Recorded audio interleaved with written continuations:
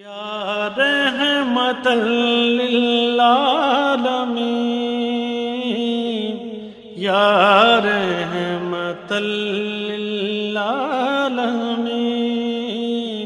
یا رحمت للعالمین.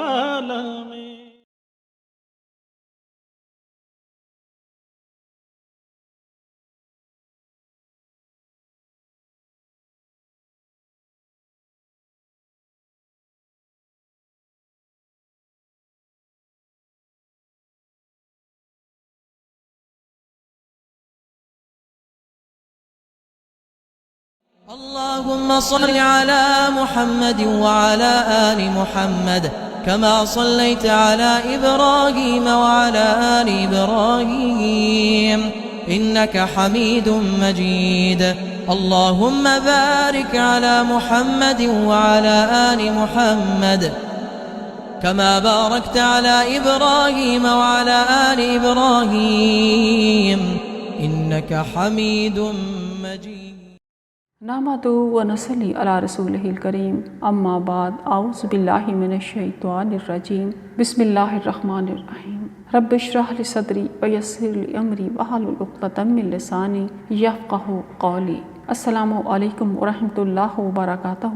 میرے گراں قدر اور معزز قابل احترام سامعین، اللؤلؤ مکنون سیرت انسائکلوپیڈیا حضرت محمد مصطفیٰ صلی اللہ علیہ وآلہ وسلم اور سیرت النبی صلی اللہ علیہ وآلہ وسلم عصر حاضر کے تقاضوں سے ہم کو دروس و عبر اور فوائد و ثمرات لیے عالمی اشاعتی ادارے دارالاسلام ریسرچ سینٹر نے سیرت انسائکلوپیڈیا حضرت محمد مصطفیٰ صلی اللہ علیہ وآلہ وسلم، اللؤلؤ مکنون اور سیرت النبی صلی اللہ علیہ وآلہ وسلم کو شائع کیا ہے. اور سیرت انسائکلوپیڈیا 11 جلدوں میں ہے، اور سیرت النبی صلی اللہ علیہ وآلہ وسلم جس کو محترم دکتور علی محمد سلابی صاحب نے تحریر فرمایا ہے 3 جلدوں میں مرتب کی گئی ہے. ان دونوں کتابوں کو شائع کرنے کا جو سہرہ ہے وہ عالمی اشاعتی ادارے دارالاسلام کے سر جاتا ہے. معزز سامعین، انسان اس دنیا کی مخلوق نہیں ہے، اس زمین کی یہ مخلوق نہیں ہے، یہ جنت کی مخلوق ہے جسے زندگی کی چند گھڑیاں صرف اس لیے دی گئی ہیں کہ یہ اپنی وہ بے وفائی جو ابلیس کے بہکانے پر اللہ تعالیٰ سے کی گئی اس کو وفا میں ثابت کر سکے. یہ اللہ تعالیٰ کا بے پناہ کرم ہے، ابن آدم پر بے پناہ شفقت ہے.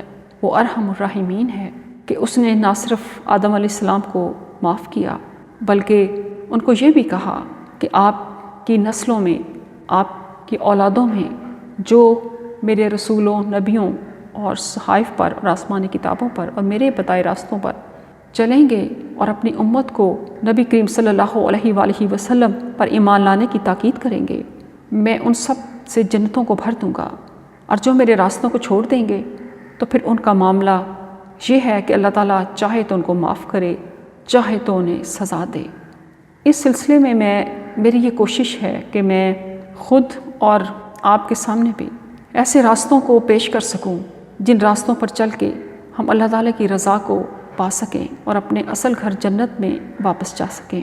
اس سلسلے میں مختلف صحائف آسمانی اور آسمانی کتابوں کے بارے میں تقابلی جائزہ بھی لیا گیا ہے. اور آج جو سبق آپ کے سامنے میں پیش کرنے والی ہوں، اس سے پہلے نبی یسایہ کی 2 پیشن گوئیاں آپ کے سامنے میں پیش کرنے کی سعادت حاصل کر چکی ہوں، جس میں انہوں نے نبی کریم صلی اللہ علیہ وآلہ وسلم کے بارے میں اپنی قوموں کو بتایا. اب میں یسایہ نبی کی 3ری پیش گوئی آپ کے سامنے رکھنے جا رہی ہوں. تو آئیے ہم شروع کرتے ہیں. بسم اللہ الرحمن الرحیم. الحمد للہ نحمدہ ونستعینہ ونستغفرہ ونعوذ باللہ من شرور انفسنا ومن سیئات اعمالنا من یہدہ اللہ فلا مضل لہ ومن یضلل فلا ہادی لہ واشہد ان لا الہ الا اللہ وحدہ لا شریک لہ واشہد ان محمدا عبدہ ورسولہ. یسایہ نبی کی 3ری پیش گوئی. یسایہ نبی نے بتایا کہ خداوند فرماتا ہے، اٹھ منور ہو کیونکہ تیرا نور آ گیا ہے اور خداوند کا جلال تجھ پر ظاہر ہوا. کیونکہ دیکھ تاریکی زمین پر چھا جائے گی اور تیرے کی امتوں پر لیکن خداوند تجھ پر طالع ہوگا اور اس کا جلال تجھ پر نمایاں ہوگا، اور قومیں تیری روشنی کی طرف آئیں گی اور سلاطین تیرے طلوع کی تجلی میں چلیں گے۔ وہ سب کے سب اکٹھے ہوتے ہیں اور تیرے پاس آتے ہیں۔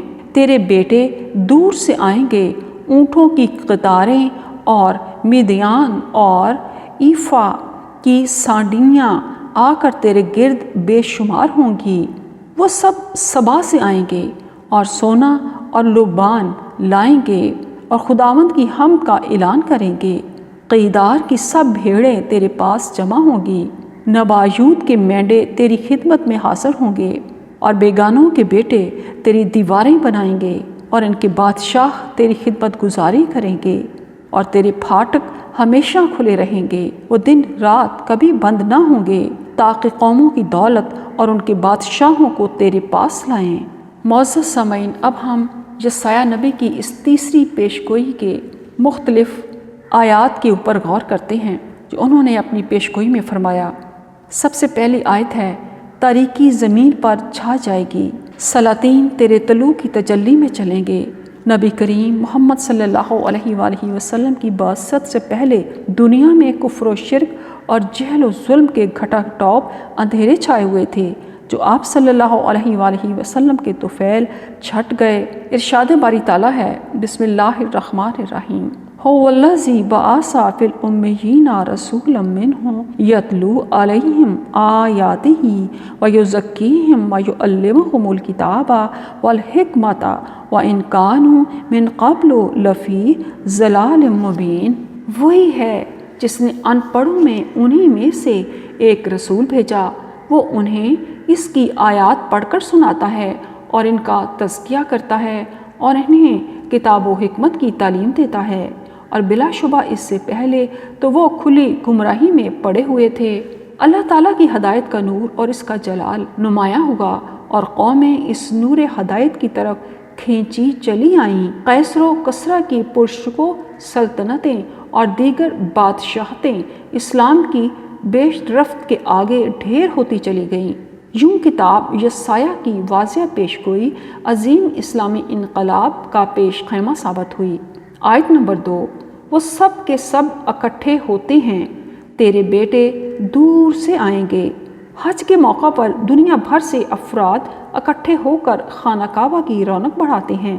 ارشاد باری تعالیٰ ہے، بسم اللہ الرحمن الرحیم، وَأَذِّن فِي النَّاسِ بِالْحَجِّ يَأْتُوكَ رِجَالًا وَعَلَىٰ كُلِّ ضَامِرٍ يَأْتِينَ مِنْ كُلِّ فَجٍّ عَمِيقٍ، اور لوگوں میں حج کا اعلان کر دے، وہ تیرے پاس پیدل چل کر اور لاغر اونٹنیوں پر سوار ہو کر آئیں گے، جو ہر دور دراز راستے سے آئیں گی۔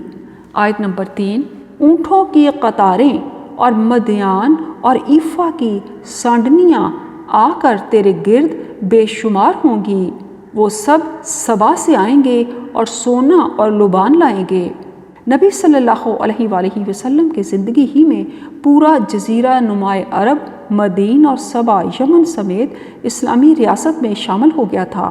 مدین یعنی شمال مغربی عرب اور اردن کے قبائل غزوہ تبوک کے بعد متی ہو گئے تھے۔ یمنی قبائل اشعر، مرات، زبیت، کندہ، صدع، بجیلہ اور شاہان حمیر اور شاہان حضر موت کے اخلاف نے عام الوفود 9 ہجری میں اطاعت قبول کر لی۔ رمضان 10 ہجری میں حضرت علی رضی اللہ تعالیٰ عنہ کی لشکر کشی کے نتیجے میں یمن کے بنو حج دارہ اسلام میں داخل ہو گئے۔ حجۃ الوداع کے موقع پر حضرت علی رضی اللہ تعالیٰ عنہ سبا کے علاقے ہی سے آئے تھے۔ وہ اپنے ساتھ قربانی کے اونٹ اور جزیہ و خراج کی رقم بھی لائے تھے، جبکہ خوشبودار لوبان صدیوں سے یمن اور عمان کی جن سے تجارت رہا ہے۔ آیت نمبر 4، خداوند کی حمد کا اعلان کریں گے۔ مسلمان ہر نماز میں اللہ کی حمد و ثنا کرتے ہیں۔ حج اور عمرہ ادا کرنے والے تلبیہ پڑھتے ہوئے اللہ تعالیٰ کی حمد کا اعلان کرتے ہیں۔ آیت نمبر 5، قیدار کی سب بھیڑیں تیرے پاس جمع ہوں گی، نبایوت کے مینڈے تیری خدمت میں حاضر ہوں گے۔ بائبل کے شارحین لکھتے ہیں، The places mentioned belonged to obscure tribes in the Arabian deserts, hundreds of miles from Israel. All people would come to Jerusalem because God would be living there and they would be attracted to His light. اس پیش گوئی میں اسرائیل سے سینکڑوں میل دور صحرائے عرب کے غیر معروف قبائل کے مقامات کا ذکر کیا گیا ہے۔ تمام لوگ یروشلم کی طرف کھینچے چلے آئیں گے کیونکہ وہاں خدا ظہور پذیر ہوگا اور لوگ اس کے نور کی طرف متوجہ ہوں گے۔ قیدار حضرت اسماعیل علیہ السلام کے دوسرے بیٹے تھے۔ ان کی اولاد جزیرہ نماء عرب میں پھیلی پھولی۔ قیدار کی اولاد میں عدنان تھے جن سے قیس، آئلان، بنو تمیم، ربیہ، بنو کنانہ، قریش اور دیگر قبائل وجود میں آئے۔ بنو کنانہ مکہ کے شمال میں جبال، یلمم اور وصیف کے آس پاس آباد تھے۔ بائبل کی روح سے قیدار اور نوایو دونوں اسماعیل علیہ السلام کے بیٹے اور عرب کے دو بڑے قبیلوں کے جد امجد ہیں۔ قیدار کی اولاد میں عدنان ہوئے جو قریش اور نبی صلی اللہ علیہ وآلہ وسلم کے جد بزرگوار تھے۔ تورات کا بیان ہے اور اسماعیل کے بیٹوں کے نام یہ ہیں۔ یہ نام ترتیب وار ان کی پیدائش کے مطابق ہیں۔ اسماعیل کا پہلوٹا نبایوت تھا، پھر قیدار اور بیل اور مبسام اور مشماح اور دوما اور مسا، حد اور تیمہ اور یتور اور نفیس اور قدمہ، یہ اسماعیل کے بیٹے ہیں اور انہی کے ناموں سے ان کی بستیاں اور چھاؤنیاں نامزد ہوئیں اور یہی 12 اپنے اپنے قبیلہ کے سردار ہوئے۔ یہ بات تاریخی طور پر مسلمہ ہے کہ بنو اسماعیل کا قبیلہ خانہ کعبہ تھا۔ یہ بات تاریخی طور پر مسلمہ ہے کہ بنو اسماعیل کا قبلہ خانہ کعبہ تھا جو ان کے باپ اور دادا نے مل کر تعمیر کیا تھا۔ فرمان باری تعالیٰ ہے، بسم اللہ الرحمن الرحیم، وَإِذْ يَرْفَعُ إِبْرَاهِيمُ الْقَوَاعِدَ مِنَ الْبَيْتِ وَإِسْمَاعِيلُ رَبَّنَا تَقَبَّلْ مِنَّا إِنَّكَ أَنْتَ السَّمِيعُ الْعَلِيمُ۔ اور یاد کرو جب ابراہیم اور اسماعیل بیت اللہ کی بنیادیں اونچی کر رہے تھے اور دعا کر رہے تھے، اے ہمارے رب تو ہم سے یہ نیکی قبول کر لے، بے شک تو ہی خوب سننے والا، خوب جاننے والا ہے۔ اللہ تعالیٰ نے حضرت ابراہیم علیہ السلام سے حضرت اسماعیل علیہ السلام کی اولاد میں برکت کا وعدہ کیا، اور اسماعیل کے حق میں بھی میں نے تیری دعا سنی، دیکھ میں اسے برکت دوں گا اور اسے برومند کروں گا اور اسے بہت بڑھاؤں گا اور اس سے 12 سردار پیدا ہوں گے اور میں اسے بڑی قوم بناؤں گا۔ حضرت ابراہیم علیہ السلام سے حضرت اسحاق علیہ السلام کی اولاد میں بھی برکت کا وعدہ کیا گیا تھا، اور ابراہیم کی وفات کے بعد خدا نے اس کے بیٹے اسحاق کو برکت بخشی، اور اسحاق بیرلہی روئی کے نزدیک رہتا تھا۔ عبرانی میں بیرلہی روئی کے معنی ہے اس کا کنواں جو زندہ ہے اور مجھے دیکھتا ہے۔ قاموس الکتاب کے مطابق یہ ایک کنویں کا نام ہے جو غالباً قادیش برینی کے نزدیک ہے، جہاں خداوند ہاجرہ پر ظاہر ہوا تھا۔ اس سے پہلے اللہ کے فرشتے نے ہاجرہ کو اسماعیل کی پیدائش کی خوشخبری دی تھی۔ بیرلہی روئی قادسی اور برد کے درمیان ہے۔ بنی اسرائیل کے مسلمہ ضابطے کے مطابق اسحاق علیہ السلام سے برکت کا وعدہ تو ان کی اولاد میں نبوت کی صورت میں پورا ہوا، اسماعیل علیہ السلام کی اولاد میں برکت کا وعدہ کیسے پورا ہوا؟ تعداد میں اضافے کے لیے تو علیحدہ وعدہ ہے، اسے برومند کروں گا اور اسے بہت بڑھاؤں گا، لہٰذا جہاں برکت سے مراد یقیناً نبوت ہے جو آل اسماعیل میں سے خاتم الانبیاء محمد صلی اللہ علیہ وآلہ وسلم کو عطا ہوئی ہے۔ آیت نمبر 6، بیگانوں کے بیٹے تیری دیواریں بنائیں گے۔ سلجوقی ترک ممالک مصر اور عثمانی ترک جو عرب اقوام کے لیے بیگانے اور اجنبی تھے، قبول اسلام کے بعد انہیں اقتدار ملا تو انہوں نے شاندار مساجد اور قلعے تعمیر کرائے۔ ممالک اور عثمانیوں نے اپنے اپنے دور میں بڑے اخلاص سے خانہ کعبہ کی تعمیر کی اور خدمت دین اور سپاس گزاری کی تاریخ رقم کر دی۔ 802 ہجری اور 1400 عیسوی میں مسجد الحرام میں آگ لگ گئی تو مملوک حکومت نے مسجد الحرام کی تعمیر نو کی اور حسب سابق ساگوان کی چھت ڈال دی۔ پھر عثمانی خلیفہ سلیم ثانی نے چھت کی تعمیر کا آغاز گنبدوں کی شکل میں کیا، جس کی تکمیل خلیفہ مراد ثالث کے عہد میں 984 ہجری سے 1576 عیسوی میں ہوئی۔ ان کے علاوہ بھی بڑے بڑے ملوک و سلاطین خود کو خادمِ حرمین شریفین کہلانے میں فخر محسوس کرتے تھے۔ آیت نمبر 7، اور ان کے بادشاہ تیری خدمت گزاری کریں گے۔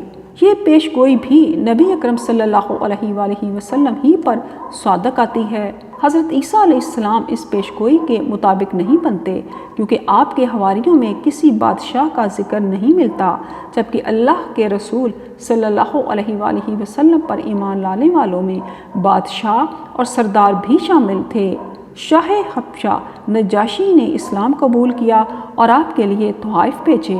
پھر جب قیصر روم اور ابو سفیان رضی اللہ تعالیٰ عنہ کے مابین رسول اللہ صلی اللہ علیہ وآلہ وسلم کے بارے میں مکالمہ ہوا تو آخر میں قیصر روم نے کہا، یہ باتیں جو تم کہہ رہے ہو اگر سچ ہیں تو عنقریب وہ اس جگہ کا مالک بن جائے گا جہاں میرے یہ دونوں پاؤں ہیں۔ پھر کہا، مجھے یہ تو معلوم تھا کہ وہ پیغمبر آنے والا ہے، مگر یہ معلوم نہ تھا کہ وہ تم میں سے ہوگا۔ اگر میں جانتا کہ اس تک پہنچ سکوں گا تو اس سے ملنے کے لیے ہر تکلیف گوارا کرتا، اور اگر میں اس کے پاس ہوتا تو اس کے پاؤں دھوتا۔ لہٰذا یہ پیش گوئی صرف پیغمبر آخر الزمان صلی اللہ علیہ وآلہ وسلم ہی پر صادق آتی ہے۔ آیت نمبر 8، تیرے پھاٹک ہمیشہ کھلے رہیں گے، وہ دن رات کبھی بند نہ ہوں گے، تاکہ قوموں کی دولت اور ان کے بادشاہوں کو تیرے پاس لائیں۔ اس کے مطابق صرف خانہ کعبہ ہے۔ اللہ تعالیٰ کا فرمان ہے، بسم اللہ الرحمن الرحیم، اولم نمکن لہم حرما آمنا یجبا الیہ ثمرات کل شیء رزقا من لدنا ولکن اکثرہم لا یعلمون۔ کیا ہم نے انہیں اہل مکہ کو پرامن حرم میں جگہ نہیں دی، جس کی طرف ہر قسم کے پھل ہماری طرف سے بطور رزق کھینچ کر لائے جاتے ہیں، لیکن ان کفار کے اکثر لوگ نہیں جانتے۔ یوں اس پیش گوئی کے تمام نکات اس امر کی طرف اشارہ کرتے ہیں کہ اس کے مطابق صرف آخری نبی حضرت محمد صلی اللہ علیہ وآلہ وسلم ہی ہیں، آپ کے علاوہ کوئی اور شخصیت اس باب میں پوری نہیں کرتی۔ نبی یسایہ کی چوتھی پیش گوئی۔ نبی یسایہ نے بتایا کہ خداوند فرماتا ہے، اے بانجھ، تو جو بے اولاد تھی نغمہ سرائی کر، تو جس نے ولادت کا درد برداشت نہیں کیا، کیا خوشی سے گا اور زور سے چلا، کیونکہ خداوند فرماتا ہے کہ بے کس چھوڑی ہوئی کی اولاد شوہر والے کی اولاد سے زیادہ ہے۔ اپنی خیمہ گاہ کو وسیع کر دے، ہاں اپنے مسکنوں کے پردے پھیلا، دریغ نہ کر، اپنی ڈوریاں لمبی اور اپنی میخیں مضبوط کر، اس لیے کہ تو داہنی اور بائیں طرف بڑھے گی اور تیری نسل قوموں کی وارث ہوگی اور ویران شہروں کو بسائے گی۔ دیکھ، میں تیرے پتھروں کو سیاہ ریختہ میں لگاؤں گا اور تیری بنیاد نیلم سے ڈالوں گا۔ میں تیرے کنگروں کو لالوں اور تیرے پھاٹکوں کو شب چراغ اور تیری ساری فصیل بیش قیمت پتھروں سے بناؤں گا، اور تیرے سب فرزند خداوند سے تعلیم پائیں گے اور تیرے فرزندوں کی سلامتی کامل ہوگی۔ تو راست بازی سے پائیدار ہو جائے گی، تو ظلم سے دور رہے گی، کیونکہ تو بے خوف ہوگی اور دہشت سے دور رہے گی۔ یسایہ نبی کی چوتھی پیش گوئی میں آیت نمبر 1، اے بانجھ، تو جو بے اولاد تھی نغمہ سرائی کر۔ بائبل کے شارحین کہتے ہیں کہ اس سے مراد یروشلم ہے، بلکہ بعض نے تو جہاں تک جسارت کی ہے کہ متن ہی میں یروشلم یروشلم لکھ دیا ہے، لیکن اگر ان آیات پر غور کیا جائے تو صاف معلوم ہوتا ہے کہ یہ بانجھ نبوت سے محرومی کا اشارہ ہے، اور اس سے مراد مکہ مکرمہ ہے، جہاں اسماعیل علیہ السلام کے بعد کوئی پیغمبر آیا نہ وحی ہوئی۔ اس کے برعکس یروشلم میں کثرت سے پیغمبر مبعوث ہوتے رہے۔ قبلے کی تبدیلی۔ عیسیٰ علیہ السلام نے یروشلم کے بجائے ایک اور قبلے کے بارے میں بھی لوگوں کو مطلع کر دیا تھا۔ ہمارے باپ دادا نے اس پہاڑ پر پرستش کی اور تم کہتے ہو کہ وہ جگہ جہاں پرستش کرنا چاہیے یروشلم میں ہے۔ یسوع نے اس سے کہا، اے عورت، میری بات کا یقین کر کہ وہ وقت آتا ہے کہ تم نہ تو اس پہاڑ پر باپ کی پرستش کرو گے اور نہ یروشلم میں۔ یہی بات قرآن مجید میں بھی باسلوب دیگر بیان کی گئی ہے۔ بسم اللہ الرحمن الرحیم۔ قد نرى تقلب وجهك في السماء فلنولينك قبلة ترضاها فول وجهك شطر المسجد الحرام وحيث ما كنتم فولوا وجوهكم شطرہ۔ ہم نے آپ کے چہرے کا بار بار آسمان کی طرف اٹھنا دیکھ لیا ہے، سو ہم ضرور آپ کو اس قبلے کی طرف پھیر دیں گے جسے آپ پسند کرتے ہیں۔ پھر آپ اپنا منہ مسجد حرام کی طرف پھیر لیں اور جہاں کہیں بھی تم ہو اپنے منہ اس کی طرف پھیر لو۔ نبی صلی اللہ علیہ وآلہ وسلم اور آپ کے پیروکار برسوں مسجد اقصی، بیت المقدس یا یروشلم کی طرف رخ کر کے نماز پڑھتے رہے، مگر نبی صلی اللہ علیہ وآلہ وسلم کے دل میں یہ آرزو معزن رہی کہ ابو الانبیاء ابراہیم علیہ السلام نے جسے قبلہ بنایا تھا وہی مسلمانوں کا قبلہ ہو جائے۔ چنانچہ جب 2 ہجری میں وہی آ گئی کہ اپنا رخ مسجد حرام کعبہ کی طرف پھیر دیجئے، تو نبی صلی اللہ علیہ وآلہ وسلم اور صحابہ کرام نے فوراً نئے قبلے کی طرف منہ کر لیا۔ آیت نمبر 2۔ بے کس چھوڑی ہوئی کی اولاد شوہر ولی کی اولاد سے زیادہ ہے۔ بے کس چھوڑی ہوئی کی اولاد شوہر والی کی اولاد سے زیادہ ہے۔ بے کس چھوڑی ہوئی کی اولاد سے مراد حضرت ہاجرہ کی اولاد ہے، کیونکہ انہی پر یہ بات صادق آتی ہے۔ وہ اس مطلقہ عورت کی طرح تھیں جو علیحدہ ہو کر جنگل میں رہنے لگی ہو۔ اسی وجہ سے اللہ تعالیٰ کے اس وعدے میں جو ہاجرہ سے اسماعیل کے حق میں کیا گیا تھا یہ الفاظ کہے گئے تھے، وہ گورخر کی طرح آزاد مرد ہوگا۔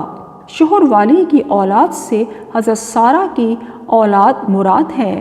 آیت نمبر 3۔ دیکھ میں تیرے پتھروں کو سیاہ ریختہ میں لگاؤں گا۔ یہ بات خانہ کعبہ ہی پر صادق آتی ہے۔ بنو عباس کے خلیفہ مہدی، اس سے پہلے کے خلفاء اور بعد کے خلفاء سلاطین نے خانہ کعبہ اور مسجد الحرام کی توسیع کے لیے بے دریغ خطیر رقوم خرچ کی، بلکہ اس مقصد کے لیے لوگوں نے ہیرے جواہرات اور سونے کے تاج بھی نذر کر دیے۔ کعبہ کی موجودہ عمارت عثمانی خلیفہ مراد خان رابع کے عہد میں 1032 ہجری تا 1049 ہجری میں تعمیر ہوئی تھی، جس میں سیاہ مسالہ ریختہ استعمال ہوا ہے۔ نمبر 4۔ تو راست بازی سے پائیدار ہو جائے گی، تو ظلم سے دور رہے گی۔ یہ حقیقت بالکل عیاں ہے کہ یہ بات خانہ کعبہ اور مکہ مکرمہ کے بارے میں کہی گئی ہے، کیونکہ وہ جائے امن ہے، وہاں ظلم برپا نہیں ہوتا۔ فرمان باری تعالیٰ ہے، بسم اللہ الرحمن الرحیم۔ ان اول بیت وضع للناس للذی ببکۃ مبارکا وہدی للعالمین فیہ آیات بینات مقام ابراہیم ومن دخلہ کان آمنا۔ بے شک پہلا گھر جو لوگوں کے لیے مقرر کیا گیا یقیناً وہی ہے جو بکہ یعنی مکہ میں ہے، بہت بابرکت اور جہانوں کے لیے ہدایت ہے۔ اس میں واضح نشانیاں اور مقام ابراہیم ہے، اور جو کوئی اس میں داخل ہوا وہ امن والا ہو گیا۔ صدق اللہ العظیم۔ اللهم صل على محمد وعلى آل محمد كما صليت على إبراهيم وعلى آل إبراهيم إنك حميد مجيد اللهم بارك على محمد وعلى آل محمد كما باركت على إبراهيم وعلى آل إبراهيم إنك حميد مجيد